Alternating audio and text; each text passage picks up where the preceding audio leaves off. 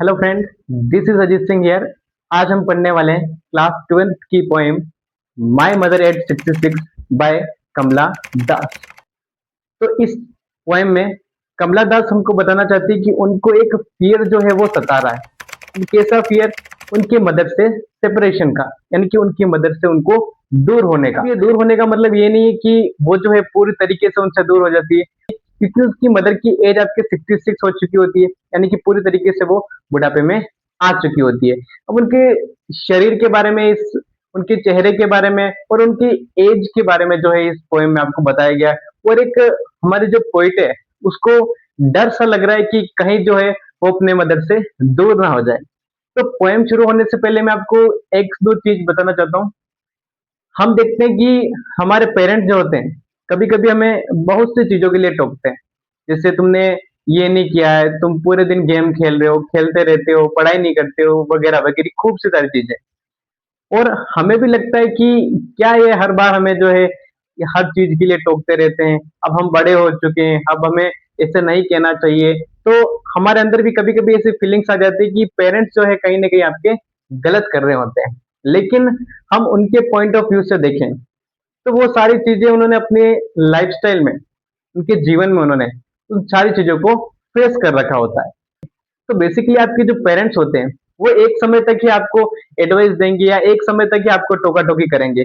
जब आप मैच्योर हो जाएंगे, परिपक्व हो जाएंगे, तब वो भी आपको ये सारी चीजें बताना जो है पूरी तरीके से बंद कर देंगे। तो आप अपने पेरेंट्स की रेस्पेक्ट करें। मेरा पॉइंट ऑफ व्यू यही है, मेरा ओपिनियन यही है। और जो वो बात कह रहे हैं उसको रेस्पेक्टफुली आप सुने।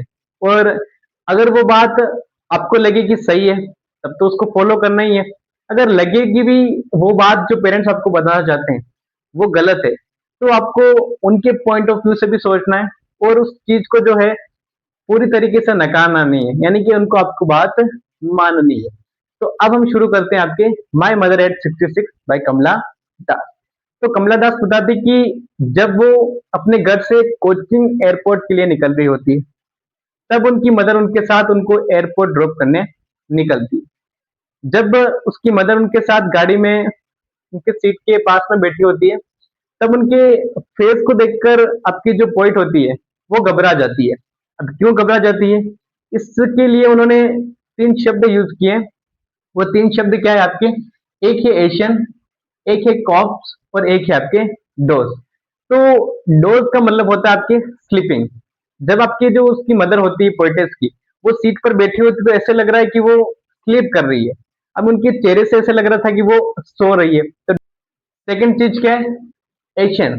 अब एशियन का मतलब होता है, आपने कभी कभी देखा होगा कि जो हमारे ग्रैंड पेरेंट्स है, जो हमारा दादा दादी है, उनके चेहरे पर वो हमें कलरनेस नहीं दिखती है, उतना ग्लोइंग चेहरा हमें नहीं दिखता है। हमें थोड़ा सा पीले कलर का चेहरा दिखता है या येलोइश चेहरा दिखता है।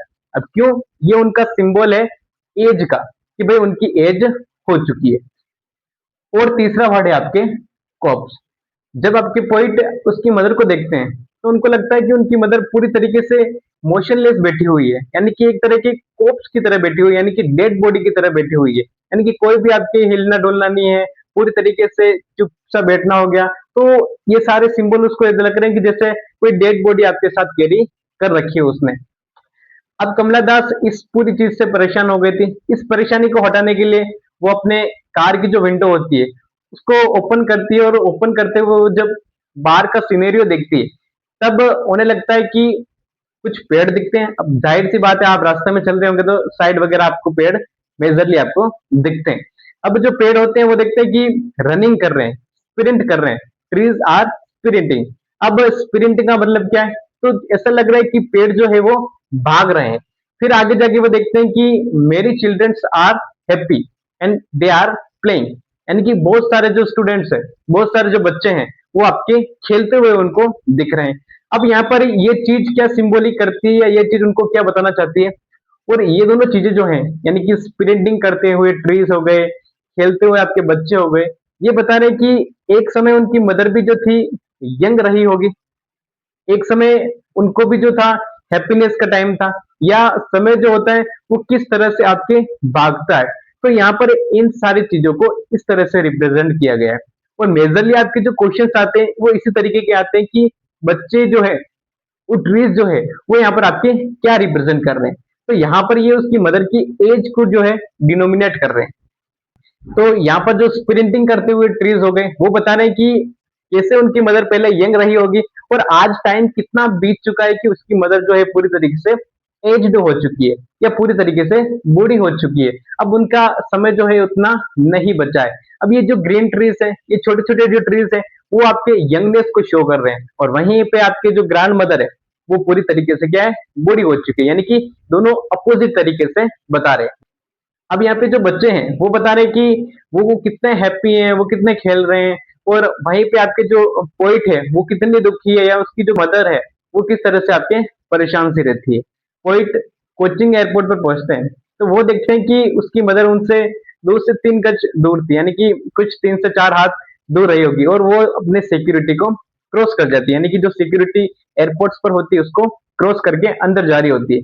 तब वो उसके मदर के फेस के देखती है कि उनका मदर का जो फेस है वो विंटर मून की तरह लग रहा है। अब विंटर मून की क्या क्वालिटी होती है? तो विंटर मून की क्वालिटी होती है कि जैसे आपने देखा होगा कि थोड़ी सी मिस्ट आ गई है आपके, धुंध सी आ गई है आपके, थोड़ा सा फोग जम रहा है, तो इस तरह से क्लाउड आ गए यानी कि बादल से आ गए, तो पूरी तरीके से उसकी जो कलरनेस है या उसका जो ग्लो है वो वहां पर छुप जाता है। और उसी प्रकार से उसकी मदर को भी यहाँ पे रिप्रेजेंट किया गया है कि कैसे उसकी मदर का जो फेस है वो पूरी तरीके से कलरलेस हो गया है, उनका जो शरीर है वो पूरी तरीके से मोशनलेस हो चुका है। अब वो उनके शरीर पे ग्लो नहीं दिखता है जैसा उनको अपने बचपन के समय दिखता था।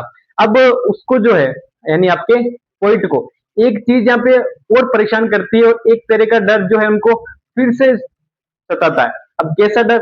तो पोइट हमको बताती है कि जब वो बचपन में थी तो उनको इसी प्रकार का फियर जो है वो दिखता था कि कहीं वो जो है अपने मदर से सेपरेट नहीं हो जाए, वो जो है अपने मदर से कहीं अलग नहीं हो जाए।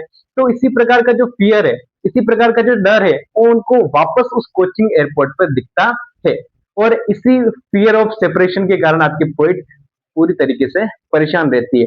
वो लास्ट में अपनी अम्मा को यही शब्द कहते हैं कि सी यू सुन अम्मा, और स्माइल स्माइल स्माइल, यानी कि हल्की सी वो स्माइल, यानी कि एक तरीके से हम देख लेंगे कि होप को शो कर रहा है कि अगर मैं जब तक वापस लौटूंगी क्या मैं मेरे मदर को देख पाऊंगी या नहीं देख पाऊंगी। तो वो जो होप है वो स्माइल को शो कर रहा है और एक स्माइल इस चीज को डिनोमिनेट करती है कि एक तरीके से उसको अंदर से उसको ब्रेव बना रही। अब ब्रेव कैसे बना रही? तो अंदर से पूरी तरीके से आपके पॉइंट परेशान है कि आपके उसकी मदर अकेली है या परेशान है या उनकी एज काफी हो चुकी है और अंदर से ये चीज को तसल्ली भी देना चाहती है कि नहीं, जब मैं वापस आऊंगी तो मैं मेरे मदर को जरूर देखूंगी। तो यहाँ पर इसी चीज को आपके कमला दास बेहतर तरीके से शो करते हैं। काफी इमोशनल सी पोएम थी और आप भी इस चीज से काफी कनेक्ट कर पा रहे होंगे कि हम भी कभी कभी सोचते हैं कि क्या होगा उस दिन जब हमारे पेरेंट्स हमारे साथ नहीं होंगे। तो ये काफी सी हमें डरावनी सी चीज लगती है और इसी डर को आपके कमला दास यहाँ पे बताती है और लगता है कि क्या हम अपने पेरेंट्स को कहीं ना कहीं तरीके से खो नहीं दें या हमारे जो पेरेंट्स है वो हमको छोड़कर कहीं चले नहीं जाएं, या इसी चीज के बारे में आपकी कमला दास यहाँ पे बताती है। तो यहाँ पर ये चैप्टर फिनिश होता है। आई होप कि आपको ये चैप्टर अच्छा लगा होगा और इसको समराइज करने में आपको यहाँ पे हेल्प मिली होगी। आप जो है चैनल को सब्सक्राइब कर सकते हैं, लाइक कर सकते हैं, शेयर कर सकते हैं, क्योंकि आपके एक टच जो है हमारे पूरे दिन की मेहनत को यहाँ पे शो करता है। तो आप अपना लव और सपोर्ट जरूर दें। मिलते हैं नेक्स्ट वीडियो में, तब तक keep watching, keep learning. Thank you.